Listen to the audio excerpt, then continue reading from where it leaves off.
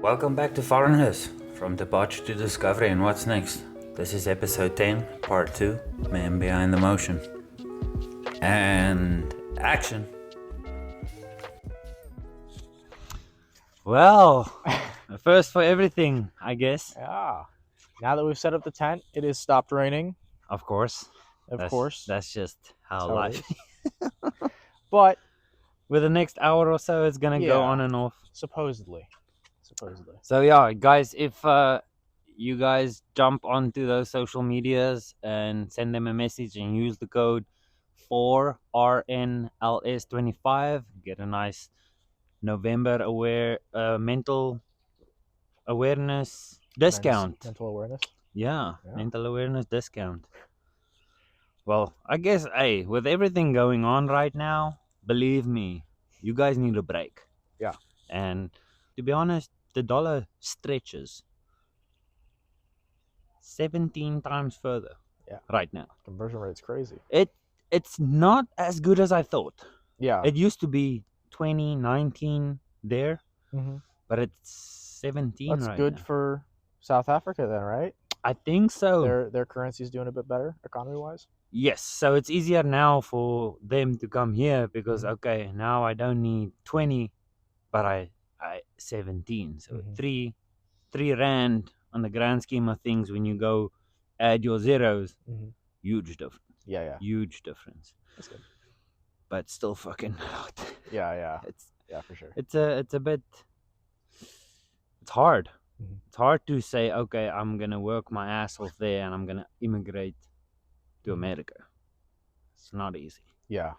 I came through a different style. I went agricultural. We come over, we work 9 months, and then we go back home. But also we work anything from 12 to 16 hours a day. Yeah. When you're here, you get paid USD? Yes. Non-taxed. Non-taxed. Oh. Now, I think things have changed now. Yeah. Of course, because the government saw, these guys are getting a loophole. We need to tax these ones. That's a good deal. Get fucked. I kept my money here, the majority of it, and I traveled and I did that. My first year, I just said, I'm traveling. Yeah. So, went to Thailand, saw the world, got my tattoos there. Nice. This was hand-poked. Went to a monk to help me design. It means protection, success, and strength. And he designed it for me. Yeah. I went to the artist. His brother was a monk. And then they said they'll do it hand-poked. Wow. 3 days, healed up, no blood, no pain. Took it. This? 2 weeks. Yeah. And it's so moist there that this tattoo had a hard time with recovering. Yeah. Because it's 2 weeks that I can't hit the water. I'm a total water boy. Yeah. I love the water, dude. Yeah. Should have been a mermaid. There's still time. Another conspiracy on a different day. Like, I have a shit ton of conspiracies. Yeah. A lot for the government, of course. But out there, it's hard to grasp that there's mermaids out there. Like, I'd rather conspiratorize, what's the word? Of stuff up there. And I'd rather believe in the megalodon still swimming around than mermen, ladies swimming around being little mermaids. Yeah. No, that's, but yet again, there we go, off topic. We were talking about the joint of stage construction. Yes. And filming.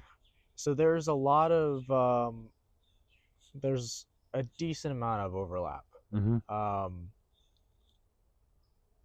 More so, like if you're a stagehand and you go to the film industry side, it's harder than if you're going from the film industry side to the stagehand side. And that's just because what we do in the film industry is it's working with a lot of different stuff. You know, compared to being a stagehand, Like there's levels to it. Obviously, Mm-hmm. once you get to the like lighting designer level where you're actually handling DMX addressing and designing show looks and stuff like that, you're much closer to what a dimmer board op does on a film set. Mm-hmm. Those are pretty similar. The guy that you Um, said dimmer board is the guy that lights and it yeah, goes blink, yeah. So any blink. fixtures on a film set that are controlled via DMX or through something like a DMX controlled dimmer system Mm-hmm. um, go back to the dimmer board op. Mm-hmm. So we run a bunch of extra like networking cables and stuff like that Mm-hmm. that connect to his cart or board that has a bunch of faders and stuff like that on it. And Mm-hmm. he can program effects and stuff like that into the lights, and Mm-hmm. wirelessly control how much they're outputting Mm-hmm. and stuff like that. And it's the same concept Yeah. from now. I have a little off question. Mm-hmm. It's not one of my questions that I have for you, but in that line, don't they do, of course, record um, live events? Have you ever thought about doing the camera for that? I've tried. It's another thing where it's similar but very different. Mm-hmm. Um, I mean, I guess there's not much motion and all the little arts and tweaks that you do mhm. for a Yeah, short reel. live event broadcast is, and I'm saying this in very much like a super broad term, but it's the artistic side of it is not as poignant there as it is Mm-hmm. in the narrative thing. Like you're not necessarily trying to tell a story Mm-hmm. with your broadcast shot. Mm-hmm. Of course there are larger companies and stuff like that that push elements of cinematography into live broadcast, and it's Mm-hmm. very impressive when they're able to do that, because in live broadcast you don't have multiple takes. Mm-hmm. So oftentimes it gets reduced down to very simple stuff, Mm-hmm. because it needs to be repeatable, it needs to work every time, you Mm-hmm. need to have coverage of everything, Okay. Versus the narrative side of what we do, we can do a scene 7 times and it'll be the same thing every single time. Mm-hmm. So you can go in and get really specific with it and very Okay. creative with it. But live broadcast is not necessarily the same thing. Okay. I've tried. I want to move into that because I think I could transition relatively easily into that field.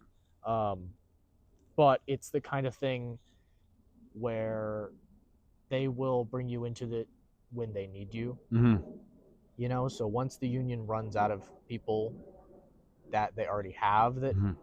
do that kind of stuff, then I might get a call for it. Okay. But it's not something you want to do permanent. It's just like one No, extra thing on your resume that you'd like to exactly, pursue. exactly, yeah. Okay. Um, question: Mhm. what would you say is your biggest learning curve so far in this industry for you?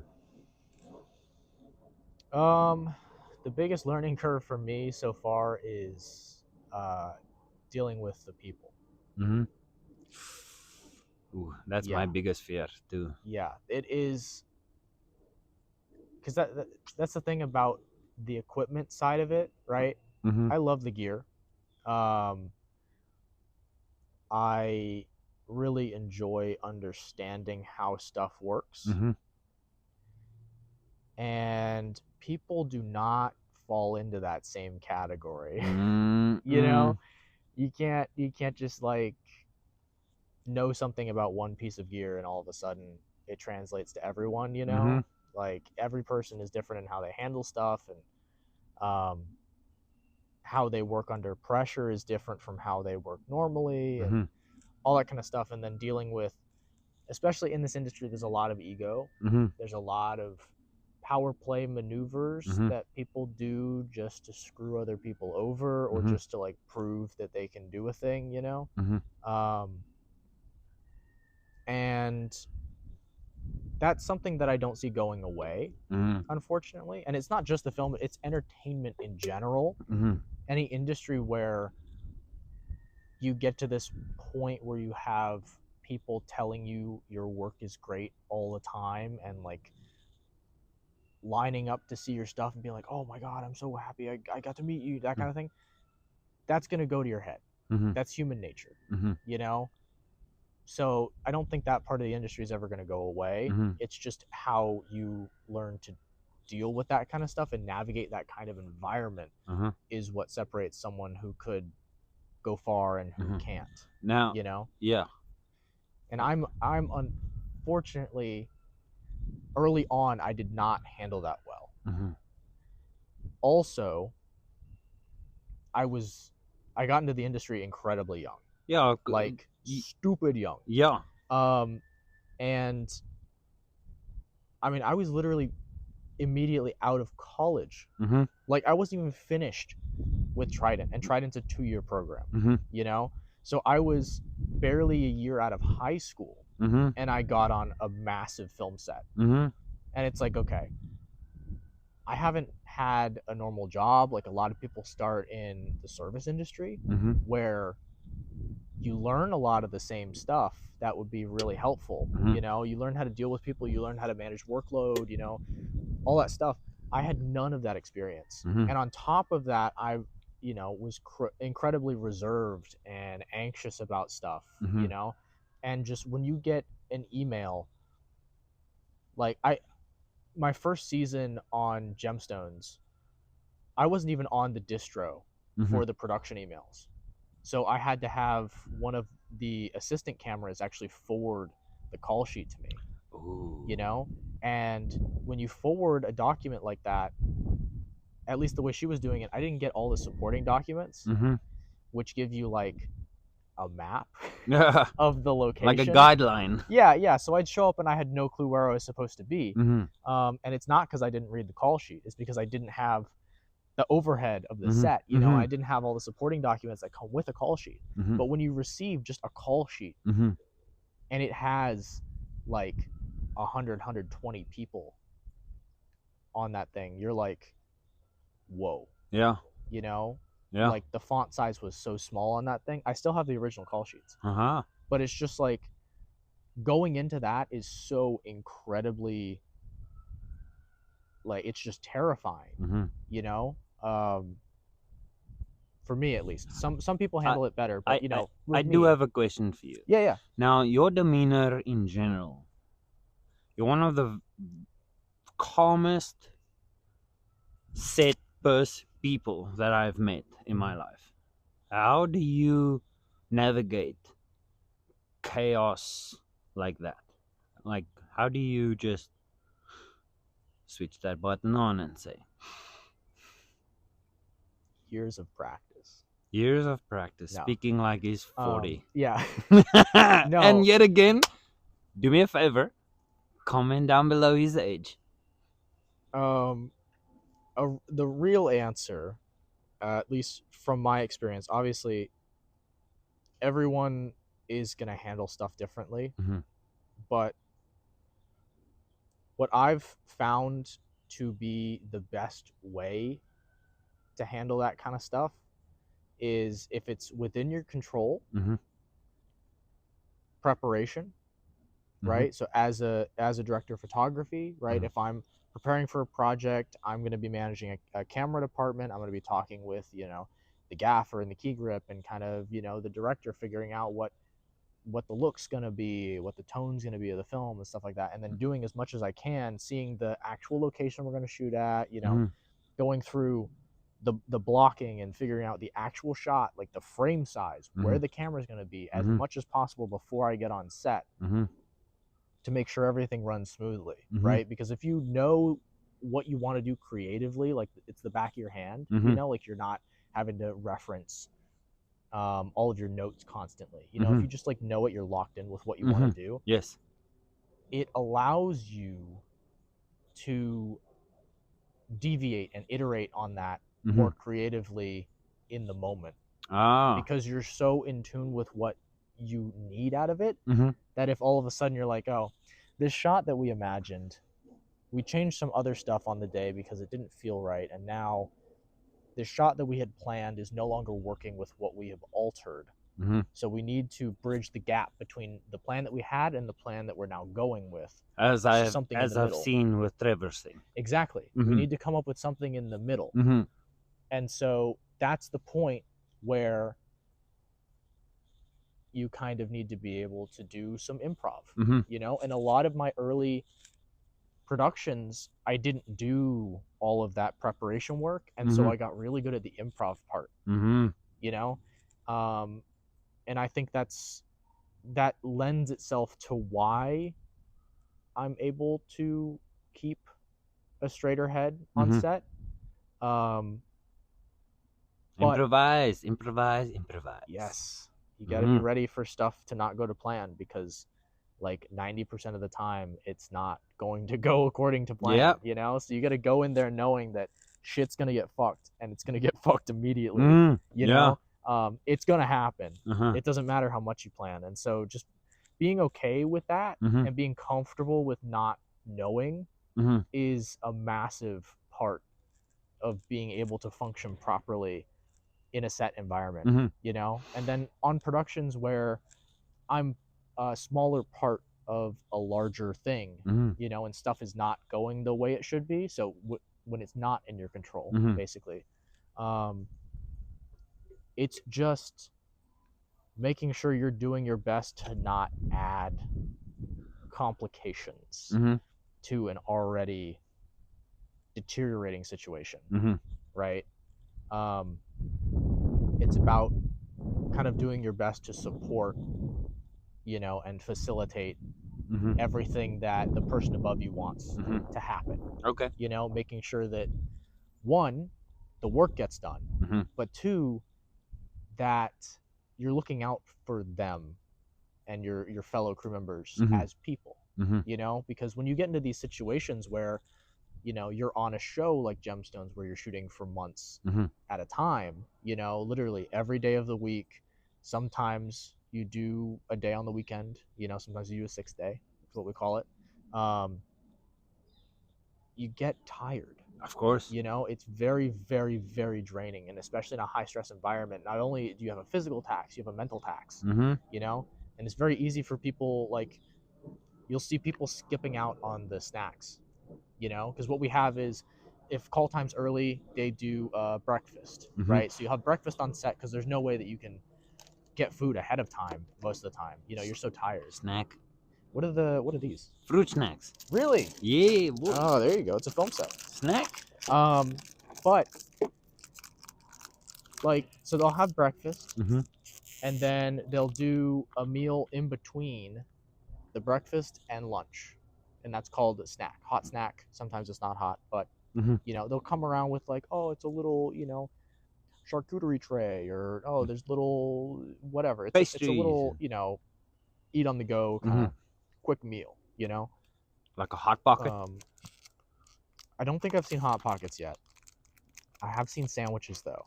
Not bad. On Gemstone season 4, we had I'm so bad with names. I wish I could remember her name, but she would come around with a sandwich cart, and it was just like the best sandwiches. You get like, it was basically half a sandwich. Did she do for Jamestones what Kelly does for Trevor? In like what? Like Kelly that does the snacks on the shoot that we did. Kind of, yeah. That's so the snacks, like the table of snacks, that's crafty.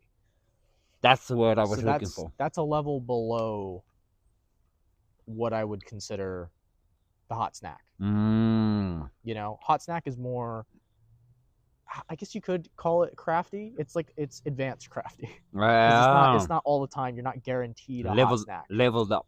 Yeah, it's an additional perk. Crafty is bare minimum. If you don't have crafty on a film set, you're doing it wrong. You know, that's like, you got to feed your people. Of course. Breakfast is, once again, it's an extra thing. You don't need to do it, but it's greatly appreciated. On Sapling, the short film that we did earlier this year, is an indie grant. Oh yeah. Yeah, the big budget project. We had breakfast with Trevor. Oh no. That's your okay. Yeah. This is like okay. One of the biggest projects I've done. Nice. What's it called? Sapling. Sapling. Yeah, we're still in production with it. We're working on ironing out some post details, and then also we have some pickups and not additional scenes. They're scenes that we did not shoot, but scenes we still need to shoot for the film. Okay. But on that production, we had breakfast every day, regardless of call time. And then we had really good rotating crafty selection throughout the day. Then we had catered lunches, which was really nice. So like a company came in and handled that for us. Everyone, I think we did a box lunch one day and people put in their orders for it. What is your breakfast like on a film set? It varies. So one of the first days we had like these breakfast sandwiches and then coffee, which was really nice. And then the other day we had like a full-on buffet kind of style thing where it was like sausages and egg and grits and, stuff like that, and of course coffee. I do love grits. Yeah, fucking love it. It was great. Waffle House. But yeah, so stuff like that.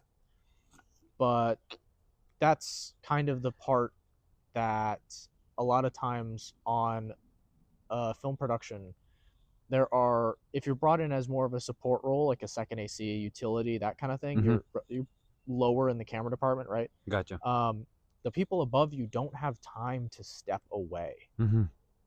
As a first AC, as a camera operator, as the DP, you can't just walk away from that job and go get something from Crafty. So as one of the support roles, a second AC or a utility, or there's another one in the middle that I forget. But anyway, sometimes camera PA, but not really. That's the courteous side of it as well, is handling that stuff for them. I got you. Okay. Now, I have been curious about Woody for a while. Suncoast, right? How was he? He's like... Is he like the character he always plays? Yes. That's him. He's actually like that, yeah. That is him, cut out to a T. Yeah, he's like the cool, like, grandpa character. Very quirky. If I ever meet him, I'll probably shit my pants. I think he's the coolest actor out there, besides Keanu Reeves, of course. I think he's the most humble person out there. And it's just like...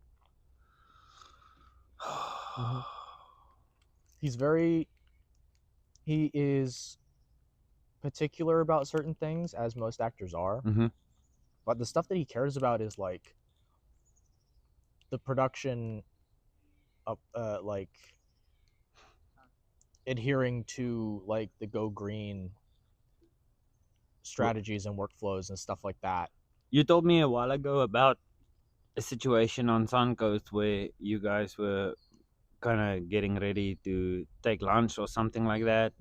Well, the producers wanted to go to lunch to avoid a meal penalty, and we were almost done with the scene. Like, literally, we had 2 more takes on Woody's coverage. So he's the one that's going to have to pick it up once we get back from lunch. And so they were like, all right, we're going to go to lunch. And Woody kind of looked around at us and he was like, why are we going to lunch? It's like, we're almost done with the scene. And then he walked over to the producer's tent, where, director and producers, like Video Village was. And everyone kind of just stood still for a little bit. It got really, really quiet. And then a few minutes pass, like minutes of silence. He comes back out of the tent. He's like, we're going to keep going. Yeah, boy. He's like, and he comes over, he sits back in his spot, and he looked at us, the camera guys, and he's like, you guys are getting paid today, Yeah, nice. Like, okay. Nice. Yeah. How long is lunch usually when depends. You guys? Depends on the crunch time. Okay. So some productions do 30-minute lunch. Sometimes it's 45. Sometimes it's an hour. That's not bad. Sometimes it's a walking lunch, which means you don't get to sit down. You go in, get your food, hit the set. You go back. A lot of people actually like that because the downtime at lunch droops you. Yeah, it really it Mhm. screws the flow of a production a I little can bit. see that. I can see that. Especially when you have a longer lunch, Mhm. like when you're out for an hour, which is what we did on season 2 of Gemstones. It Mhm. was like, whoa, you got to come back after 60 minutes of doing fuck all, And and just like being relaxing and just stuffed. come back and remember what you were doing, Mhm. And Mhm. Gemstones had like the best lunches, it was like really high grade Talk me, stuff for a talk me film to set. through the lunch. You had me at lunch. Like I'm a foodie out and out. I mean, they would do like, full on like steak dinner stuff. You'd have like the Alfredo and Oh chicken no and shit! specialty, broccolini, and it was crazy. I just came in my mouth. No, Not my where you want mouth to just come. had an orgasm. Sorry, There you go. that's what I meant to say. There you go. Oh shit! In Afrikaans, that's what you Different say. expression, yeah. Like my mouth just had an orgasm. I just Mhm. direct translated that bitch and just ruined it. Fuck. No, Oh, I'm gonna start dude. using that. Oh, dude. My mouth just had an orgasm just thinking about that. Hmm. Now, I need to ask, and as I told you before, you can straight up tell me no. Hmm. There's a there's a documentary you did Hmm. that you told me a little bit about, and if there is any indication or any way of you explaining for people to go watch this, Hmm. you know exactly what series this is or Hmm. documentary this is. Could you give us people like myself Hmm. and the rest out there a little bit of a push to go watch this? Yeah. So the documentary we're talking about is called Band Together. Um, it is a documentary that I worked on starting in 2024, I believe. It tail end of 2023 through 2024, Mm-hmm. and we released it on inauguration day in 2025. What a day! Yeah, What a day! insane. Um, and so, or no, our inauguration was 2024, wasn't it? No, it was this year, Yes, right? I don't fucking know. It had to be this year. I think it was this year. Yeah, Yeah, inauguration is when they pass down the torch. yeah, yeah, yeah. Yeah. Okay. Yes, 20. It's not. it's It's it's been a been rough a year. rough it's been a rough It's been a rough year. Um. So yeah, 2025. It was released. And it basically followed three high school like activists that were going to school board meetings and protesting against the removal of originally it was 97 books, and that's what the documentary was originally called, 97. 97 books in Beaufort County public schools. And then as we went on with the documentary, we realized that this is much more of a national issue than we had originally thought. Mm-hmm. So it wasn't just localized to Beaufort County. Mm-hmm. It was, counties all over Charleston. It was counties in Georgia, Mm-hmm. Florida, all over the country Mm-hmm. that these books were being pulled from public libraries. It's like they're doing with the internet. They're kind of erasing Yeah, certain details yeah. for people not to know about. Hmm. And uh, some of the books are like, okay, yeah. There was one or two books in that list that, as we went through them, it was like, okay, this is kind of not great stuff. This should not be in a school library. But a lot of these books are stuff like How to Kill a Mockingbird, Fahrenheit 451, books that you're, at least when I was going through school, Mm-hmm. they assigned us these books to read as either a summer project or throughout the school year. Would you say it's like a book like Lord of the Flies? Yes, yeah, I believe that one is also banned. Fuck, Um, that's a fucked up movie. Let me what tell was you that. what was the one? I wish I had the list in front of me, but there's a lot of these books where it's like they were, if you were in school, in high school, in like mid to late 2000s, you would know these books as like staples of the curriculum. You know, like they, Animal Farm. yes, Hmm. yeah, We did that too. yeah, and it's like, what exactly are we banning for Mm. Animal Farm? You know, um, and it's just stuff like that. Just so, by the way, Animal Farm is about the government. Yeah, It kind of exactly pinpoints what the fuckery is happening. there's a lot of books where it's dealing with high level like government stuff, Mm-hmm. racial Mm-hmm. stuff. Um, some of the Aliens. books now, no aliens, unfortunately. Um, some of the books are now like LGBTQ stuff or just stuff like that, where Mm-hmm. it's like even um, not straight white people.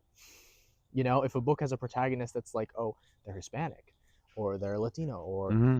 you know, someone not from this country. Like there's Native American protagonist books that have issues as well, and it's just like, what are we doing exactly?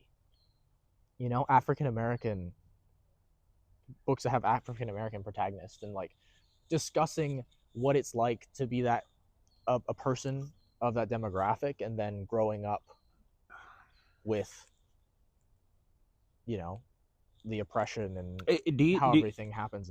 and I know I'm gonna. This question is not one of my listed questions, but you Mm-hmm. say a lot of things as usual that kind of get me very interested Mm-hmm. in this. But and I hate to say this, I'm probably gonna get some heat. Certainly, Yeah. hopefully, not hopefully, not hopefully, but um, America has definitely have a racist problem. Yeah. A And little bit. a lot of people, high up people, saying, "Oh, America is not really that racist. If you really want to see racists, go to Africa," which they're not wrong. They're not wrong. But then I catch myself in areas where I kind of feel uncomfortable, Mm-hmm. and the way if example, if I by accidentally cut someone off in the road, Mm-hmm. and he's a white man, I would get flicked off and I would be cussed at. Mm-hmm. But when it's a black man, the race card plays. Mm-hmm. Now, me, I don't play that card. Mm-hmm. Motherfucker, I am from Africa. Mm-hmm. Seven born generation, that's all I know. Mm-hmm. My national anthem has two native black languages in that I can sing fluently. Mm-hmm. I can speak native tongue. Mm-hmm. Now, I have these problems with African Americans Mm-hmm. calling me racist Mm-hmm. because they just pissed me off. Mm-hmm. I don't completely get that. So if those books could teach people that racism was made Mm-hmm. by human Mm-hmm. by a human being, Mm-hmm. and that it's actually that you can actually live without that fucking word. Mm-hmm. Like, I don't give a shit if my neighbor's black, pink, yellow, orange, whatever. Mm-hmm. As long as you can behave yourself like a human being, Mm-hmm. I'm happy. That's a lot of what these books try to get across, where it's like, you and me, Mm-hmm. right? Everything else aside, white men, Mm-hmm. right? Um, we automatically have these experiences Mm-hmm. that are unique to white men, Mm-hmm. right? That might be different from a black man. To another black man. Yeah, a black man, a Hispanic man, Mm-hmm. you know, completely flip the script for a woman of all of those, you know? And what a lot of these books offer is the opportunity to, for just a moment, Mm-hmm. see something through a different lens, Mm-hmm. right? that you wouldn't normally be able to experience, right? Mm-hmm. And I've never understood the mentality that that is a negative thing. Mm-hmm. I absolutely do not agree with people not wanting to understand a different perspective. Mm-hmm. It doesn't mean agreeing, you know, and that's something that I learned from the film industry. Mm-hmm. A lot of people that you end up working with, you know, not a lot, I won't say a lot of people because that makes it seem like a bigger problem, but it's, you know, there's some people that you're going to work with that are just going to be dicks, Mm-hmm. you know, and you can hate the person but still work well with them, you know. You Well, don't have to. you don't need to have his opinion. Exactly. There's some people that I work with that are like, they have some hot takes, like shit that just should not be said to folks Mm-hmm. in a general sense, Mm-hmm. you know. But like, Mm-hmm. that doesn't mean I'm all of a sudden I'm just gonna not work with that person at all. You know, half the time these people are in the position above me, Mm-hmm. so it's not like I could even do anything if I wanted to. Mm-hmm. But that's kind of another way to look at it, is you can still absolutely despise a point of view, Mm-hmm. but I think it is important to understand the mechanics behind it, like how someone could get there, Mm-hmm. because they didn't start that way. I You know, gotcha. oftentimes the level of bigotry, you know, and disrespect, and the way that people view other people as less than, you know, Mm-hmm. it didn't start that way. Mm-hmm. Most of the time it's not an intrinsic thing, it's a learned behavior, Yes. and it can be unlearned if the person's open to it. Some people aren't, and that's fine. um, but it's something that can be unlearned, Hmm. you know, and that's why I think it's important to understand Mm-hmm. what's actually going on there. Why is this person singling out, you know, one demographic of people? Why are they saying this, that, and the other thing? It's like, did something unjust happen to them, Mm-hmm. or are they, you know, disproportionately targeting their anger towards something for something that's happening within them? You Mm-hmm. know, why is this It kind happening, of stems you know? back to trauma of what you went through in your past. Yeah, exactly. Yes. It's like, I sometimes it's like that's all these people know. Mm-hmm. You know, there's people that absolutely are isolated from the melting pot that is America, Mm-hmm. you know, and having to interact with different races and demographics and religious beliefs and everything like that, and they Mm-hmm. just see this other stuff, and all of a sudden they're like, well, that ain't holy, you know, that's not natural, Mm-hmm. you know, and it's just they've never Love experienced the accent anything. though. Thank you. I've been workshopping it, you know. That ain't holy. Yeah, you know, Love it. that right there, you know, that's not right. Nice. That's not right.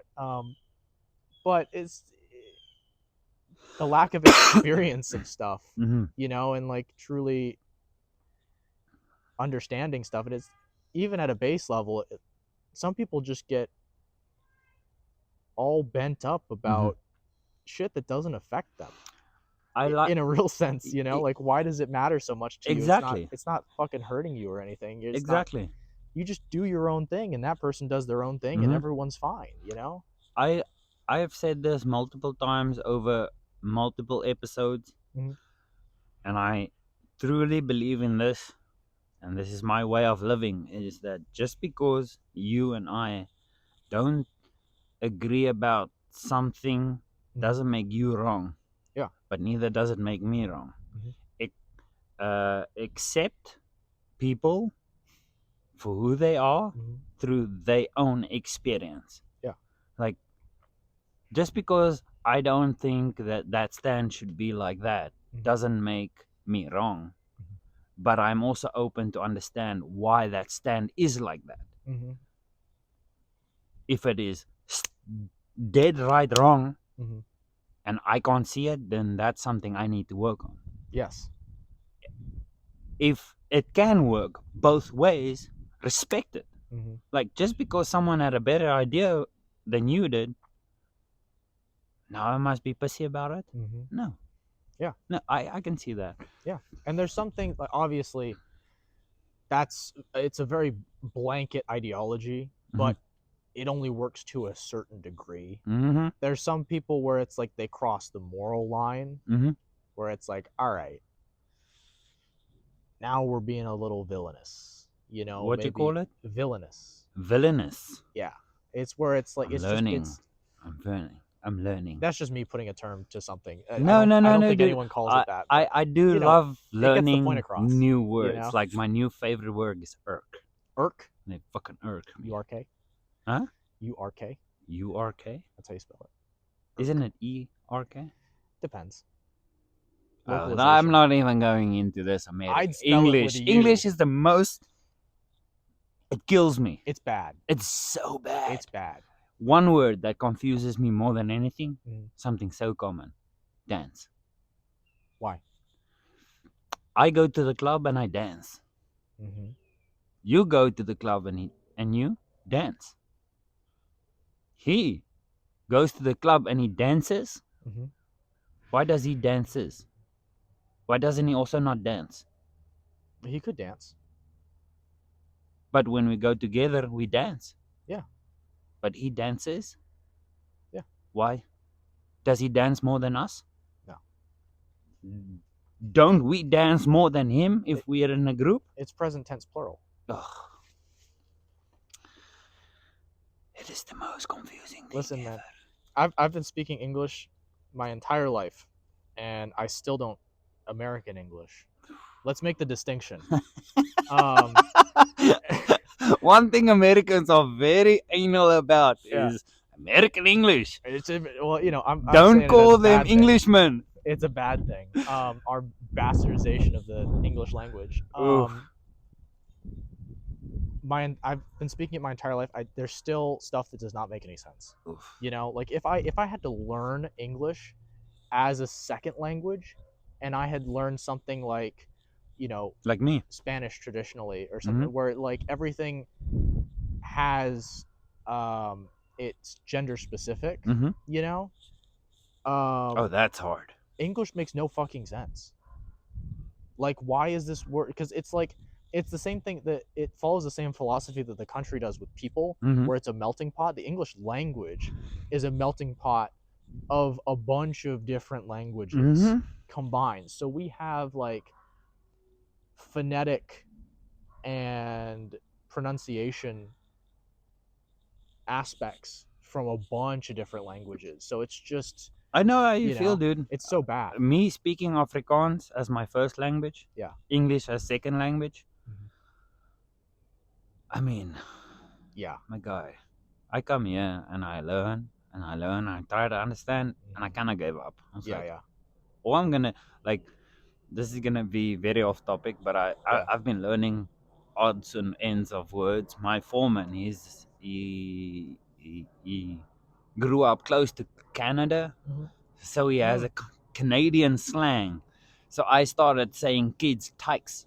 I call kids tykes. Tykes. Yeah. And it's not nips, it's nins. Nint for what? Like right now, I'm so cold, my nips can cut glass. Yeah. Now, I don't say nips anymore. I say nins. Your nins. It's my nins. But they can still cut glass. Oh fuck yeah! I'm cold. Okay. Speaking of cold, I'm gonna throw him a little bit in the deep end now. And since it is Mental Awareness Month, I'm gonna leave you to the camera for a minute or two. I'm gonna grab my jacket, and if there's any advice or help you can offer, or I mean, people, there's a lot of fucking mental health going out there. If you have any advice for any person in upcoming, drop a comment down below. Because trust me, your comment might just fucking help someone. Yeah. It might even help me. I might go through your comments and say, just like you did earlier. Yeah. I'll be reading the comments. Sweet. So put some good stuff in there because I need it. Yeah, boy. I'll see you in a minute. Oh, let me just. I might fart and hear that. Yeah. Ah, that guy. Now it's the Dorian podcast. A camera and a mic all to myself. Whatever shall I do with this power? Spew rhetoric. That's what I'll do. No. But with mental health stuff, seriously, A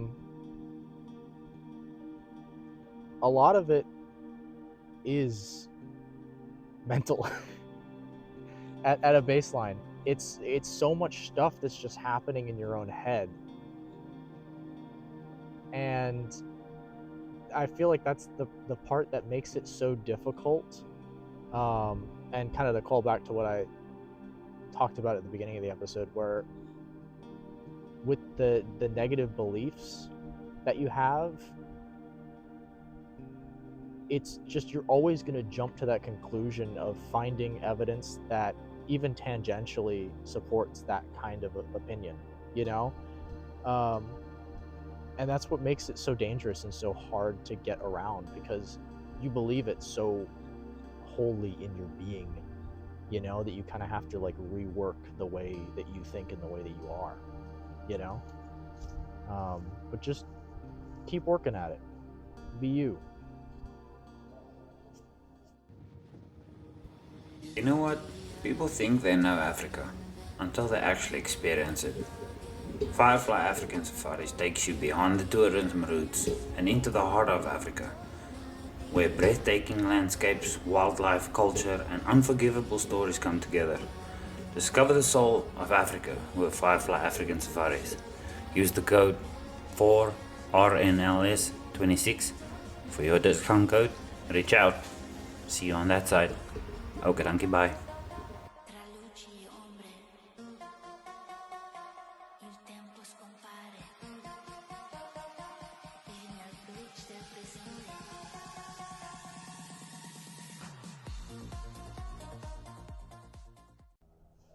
Welcome back. Hey, my guy. Welcome back. Yeah, I know.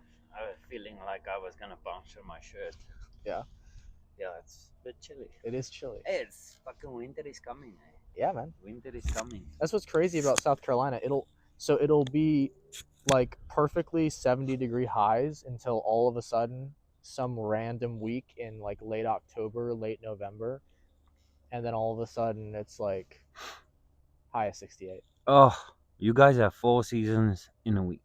Yeah. In a day sometimes. I mean, the trees get whiplash every single time because we skip fall, dude. It's like summer, fucking winter, immediately. Sometimes winter's late though. Sometimes we don't get like last year. I heard It did not get cold at Christmas. Yeah, People you guys were at outside in, 70 like, shorts and degrees at flip-flops, dude. and that is another definitely another conversation I'd like to have. If I can find the right connection, someone that does this for a living, like What, climate stuff? climate stuff. Yeah. Oh, if you could connect me, dude, I would love to have a conversation with them, because Mother Nature's acting fucking strange, dude. Yeah. Like even in South Africa, we're getting snow in places that we shouldn't get snow in. We just look at how many nature fuck ups happened in the US now lately. Look at that Hurricane Melissa. Yeah. Man, and my heart goes out to the Jamaicans, and I wish everybody could just go over and help. But I have a bad feeling about, well, you know, the if we handle it, the millionaires are just pocketing right now. if we handle it like we did when Puerto Rico got hit by the hurricane, it's not gonna be good. And that's a U.S. territory. They didn't. You know what's really fucked up? Yeah. And I'm sorry to say this like this. No, go for it. North Carolina went through one of the biggest fucking tragedies in a long time. You know what was their per family subsidization from the help from the government? They got fuck all for a while. $750. Damn. This is in the USA. Yeah. I mean, it took forever for hurricane relief to even mobilize from North Carolina. And you want to tell me you send billions to Israel? Get the fuck out of here. Get the fuck out of here. You know how I was right? I was in North Carolina. Yeah. I couldn't go and help. Mm-hmm. Because, I'm not... Motherfucker, I'm more certified that 80% of the people that you have there right now. They didn't let you help because you weren't a citizen? Well, I wasn't part of some group. Oh, like okay, They it that's was interesting. government people that went in. Ah, And we were a whole community that band yeah. together and wanted to go help. I have excavator experience. I Mhm. can operate any machinery you give me. Mhm. I have the ability to work a chainsaw. Yeah. I have all those things. Mhm. I've been a physical worker my whole life and I will always be that because I fucking love it. Yeah. They would not let me go and help because I am not part of some organization. Yeah. That's Fuck you. interesting. They my mom she works at Publix, Mhm. and Publix was one of the very early aid kind of organized efforts Mhm. that went to the affected areas. Um, so they actually had they reopened the Publix store and like had gas on hand for people's cars and stuff like that. For Like, free? no, you had to pay for it, but Of course. I mean, it cost money to get the stuff there, but it was like when there's no other option, you know. You just lost your house, but you still need to pay for the gas. Yeah, So stupid. yeah. Um, but I mean, keep in mind this is a private company Mm. going out of their way to provide aid where the government did not. So, so Publix is private, Leon. Uh, I'm not sure, but it's not like a government company. Like Public, it's a grocery Ah, store, you know. Um, okay. so But what they, Walmart, what about Walmart? Isn't Walmart government? I don't think so. Oh. They're just it's a corporation. So it's the difference between like FEMA or the National Guard stepping in, right? Those are government aid. Well, National Guard questionable, but Mm-hmm. FEMA is literally for hurricane relief, natural disaster relief. Mm-hmm. You know, they're supposed to help and Mm-hmm. step in when something like this happens. Mm-hmm. They are a government funded, organized group of people, Mm-hmm. right? So in that case, the aid is free, Mm-hmm. you know, at least it should be, right? When a private company steps in, that's not a government funded agency, Mm-hmm. right? Like Publix, Mm-hmm. they are putting their own money to mobilize that effort, So it's out of right? pocket. It's out of pocket, which Mm-hmm. is why stuff like that costs money. They would open the store, Mm-hmm. right? That's that literally the effort that they did was they went to basically restore electricity so they could open a Publix location so people could get fresh water and they could get the food they Mm-hmm. needed and they could Mm-hmm. get gas for their cars so they could do stuff because gas stations were destroyed, you Mm-hmm. know, power lines, the infrastructure was completely upended, Mm-hmm. you know, there was nothing, Mm-hmm. but this one Publix was able to open up Well, and hey, people were able to get what they needed when the government did not step in, huge shout you out know. to Publix then.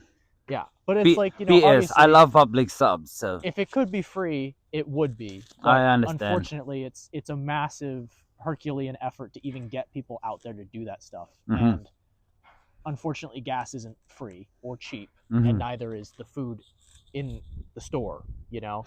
But, you know, I know that I believe it was at reduced prices, Mm-hmm. like it wasn't full price, but That's perfect. they mobilized nearly immediately to get that done, Mm-hmm. you know, and they were like the last bastion of hope in the towns they went to, you know. So it's like, especially with how remote some of the stuff in North Carolina is, Mm-hmm. even more so after major highways and you know all the roads are destroyed and stuff like that. Mm-hmm. So it was cool what they were able to accomplish, you know. That's kind of sweet, dude. I love it. Yeah. I've always been into the big volunteering thing. I've always tried, Mm-hmm. and like I've from time to time, and I think this is a very good time for me to do this. But if you have something to volunteer, leave me a comment down below. If you are in South Carolina, I'd love to swing by and actually do it. Grab clothes if you don't want to. I'll give it to some people that actually need it. I spoke to a lady not too long ago that does this for a living. She's actually now in Tanzania on a wedding. Really? And so she's out of commission, so I'd like to take off on that. But it's just everybody's so for themselves lately. Like, yeah, we're as a country, we're divided now more than like we ever have been. That's very true. Yeah, very true. And what do you think is the reason? I think it's something that's built over a while. I don't think there's any one specific cause for it. I think the ease, like the information highway that was brought, like the whole new level of it that was brought up by social media, and like how easy it is for misinformation to spread as fact now, and it's very difficult in certain scenarios to verify stuff. It's very easy for people to become polarized on issues. And then also there's a whole new wave of people that have a hard time seeing a gray area in any situation where it's like it has to be, it's black or white, kind of thing. And it's just like the majority of problems in life are not that way. A lot of like, I think kind of simplifying a complex situation down into something like that removes all the nuance in it. It's like oftentimes situations are very much nuanced, and it's like it's not just one reason why a thing is a way. Yeah, no, there's always it's one thing that I do realize, that sure, how do I say this without sounding stupid right now? You being the cameraman, I figured there might be a good way of explaining this. Like, you see something, but behind that something is someone handling, like the camera. And not everything you see is what is going on. And you as a cameraman that see outside the camera, it's your story, it's my story, and then there's a third story. And yeah, and this is one question I definitely have for you in that line. I kind of first took it out, but then I realized maybe this is one of the biggest questions. Now that we spoke about how social media is kind of twisting the reality and things like that, in your line of work, it's not fake news. It's out there. You can actually Google this, how Hollywood kind of manipulates and does their thing, just like rap music and those kind of things. Do you think that Disney and Hollywood and all these big places are kind of manipulating the people around the world just by what they show and what they get out there? Absolutely. To what extent? I think it's I think it's pretty, it's to a large extent. But I also think that these large companies are, to a certain degree, less of a threat than what I would say is like the new era of propaganda and misinformation, which is social media, influencers and content creators. Like, before it was like you had to do so much stuff and have so much money to make a video, right? You shot it on film and this, that, and the other thing just to make a commercial. And now all of a sudden everyone has phones and access to a platform where they can put whatever they want for the most part on there, and there's no verification of this stuff, like it doesn't pass through committees who look over it and make sure it's all good, that kind of thing. And so all of a sudden you just have this flood of people being able to basically directly put what's in their brain immediately out there with no filtering whatsoever. And then you have millions of people that can see it immediately with no filter, and not everyone is like set up the same way mentally to handle that kind of stuff. Some people are incredibly impressionable. Some people are incredibly skeptic. Like I was taught going through school that you always have to verify your sources, right? We were always taught, Wikipedia is not, a reliable source. Why? Because it's crowdsourced information, right? Wikipedia is an open platform where people can go in and edit these articles to update the information, right? There's pros and cons to that.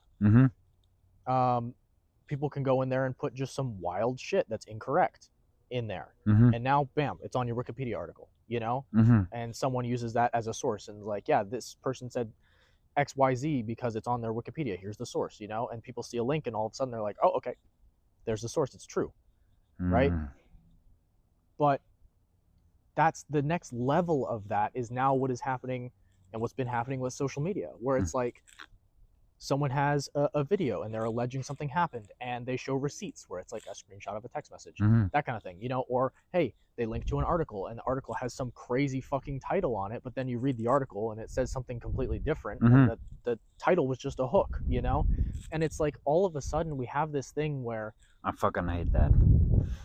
Verifying the source at a baseline as an art has been lost in the first place, but now you have to verify the source of the source. There's like so many more levels to what you have to you almost have to fucking sleuth it out to figure out what is really going which way. And then of course there's bias that's been introduced at every level of this whole tier of information and how it gets to you, where now it's like, oh, are these people cherry picking instances to prove a point? Yeah. And so it's just like you end up with an incredibly difficult information highway to navigate, where it becomes easier than ever for you to be misled and radicalized into something that a person from the outside could not see a sane person getting there. And it's like at one point that person was sane. At one point that person was your friend in high school, and now they're a neo-Nazi. Or the anti-Semite. Exactly. That shit doesn't just happen. There's a series of experiences and things that person takes in and internalizes that leads them to be where they are. Does it make it okay? No. You can still, not going to deal with that guy, but there's a way that things get there. And social media and the rise of like content creators and influencers and the amount of power that those people now have with bargaining with larger companies makes it easier than ever for people to assume that some guy talking about a thing is just unmotivated person talking about a thing, when in reality there could be something behind that. That person could be pushing an agenda. They could be being paid by a very large company to promote a certain thing. Be a sellout. Exactly, which we don't do here. Fuck it. Promotions for free. I will never in my life sell out. I don't care if Waffle House comes to me, which plug over there. Yeah. I fucking love Waffle House. Love Hey, their man. grits. Love their breakfast. But This guy might stand tall, but Waffle House, if you want to hit me up, I'll fold. Yeah, boy. No, it's. I kind of feel like I found my niche where I'm going with my podcast. Yeah. It's just speaking real, speaking experience, speaking.